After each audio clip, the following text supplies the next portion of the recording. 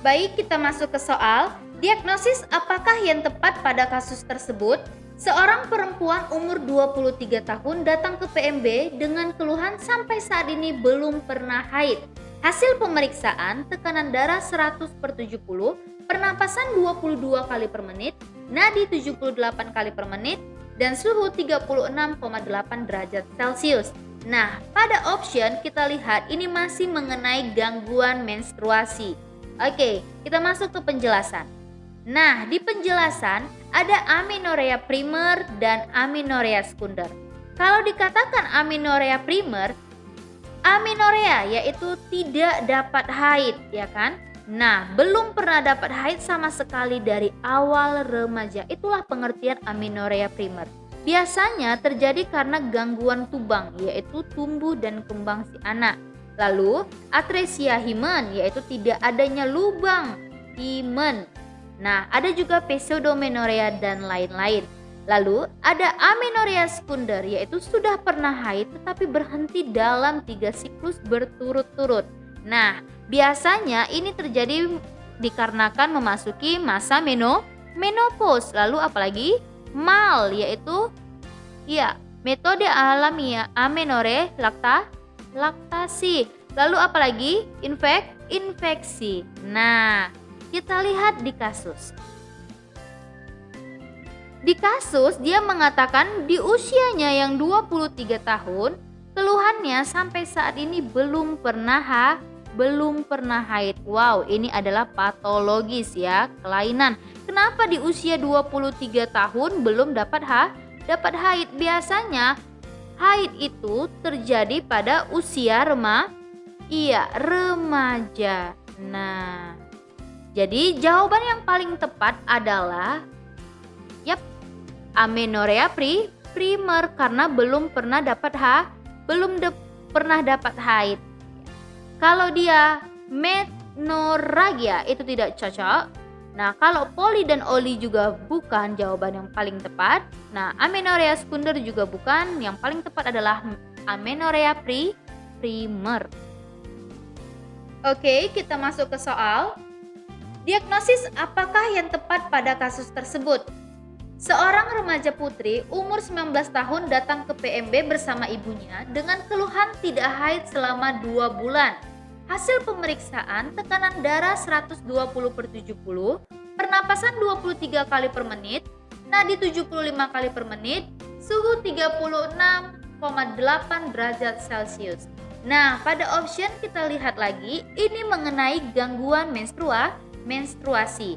Ada metrorrhagia, polimenorea, oligomenorea, hipermenorea, dan pseudomenorea. Langsung saja kita ke penjelasan. Nah, di penjelasan ada dia gangguan pada siklus haid. Yang pertama, ada polimenorea, lalu ada oligomenorea. Tentu saja kita sudah membahas sebelumnya pengertian dari poli dan oli. Kalau dia poli, siklusnya memendek, kurang dari 21 hari. Kalau oligo, siklusnya memanjang, lebih dari 35 hari. Maka kita lihat di kasus. Di kasus mengatakan tidak haid selama 2 bulan lamanya. Wow, berarti ini adalah siklus yang memanjang karena normalnya haid itu adalah 1 kali haid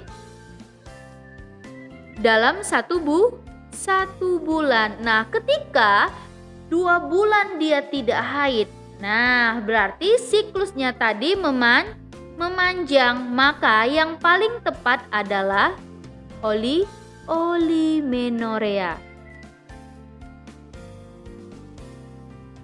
Baik, kita masuk ke soal.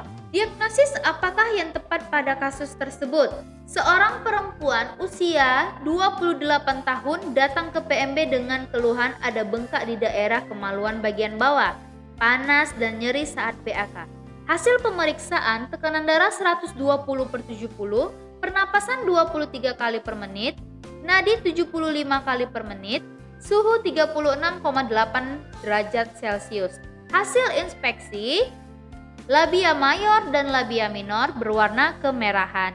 Nah, pada option kita lihat ini adalah infeksi-infeksi pada alat reproduksi ya, khususnya perempuan nih. Nah, di penjelasan kita lihat. Saya fokuskan pada vulvitis dan vaginitis. Kalau dikatakan dia vulvitis, tis, itu berarti terjadi yes, benar banget. Terjadi infeksi. Infeksi pada apa? Nah, kalau dia vulvitis berarti terjadi infeksi pada vulva. Kalau dia vaginitis, otomatis dia adalah infeksi pada vagina. Nah, sebelumnya kita harus tahu dulu nih anatomi vulva dan vagina. Kalau dia pada vulva berarti yang tampak nih ada labia mayor, ada labia minor. Nah, ketika terjadi infeksi pada vulva, nah akan tampak kemerahan pada labia mayor dan labia minor. Nah, terasa gatal pada labia, terasa nyeri saat BAK dan panas pastinya. Lalu kalau pada vagina ini adalah tampak kemerahan pada introitus vagina atau mukosa vagina, berarti pada liang vagina ini akan terjadi kemerahan. Nah, terdapat leukorea atau keputihan yang abnormal, yang berlebihan ya kan? Bahkan bisa berujung pada cairan yang berwarna kehijauan. Nah, lalu apalagi terasa nyeri saat senggama dan juga akan merasakan panas. Nah, kita kembali ke kasus. Di kasus, dia bilang keluhannya ada bengkak di daerah kemaluannya. Nah, di bagian bawah terasa panas dan nyeri saat BAK.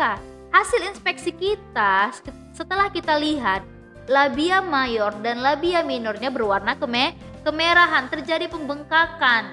Nah, terjadi perubahan warna. Berarti jawaban yang paling tepat adalah ya, benar, vulvitis. Karena di kasus dia bilang hasil pemeriksaan pada labia mayor dan labia minor berwarna kemerahan dan dia juga nyeri saat BAK. Otomatis jawaban yang paling tepat adalah vulvitis.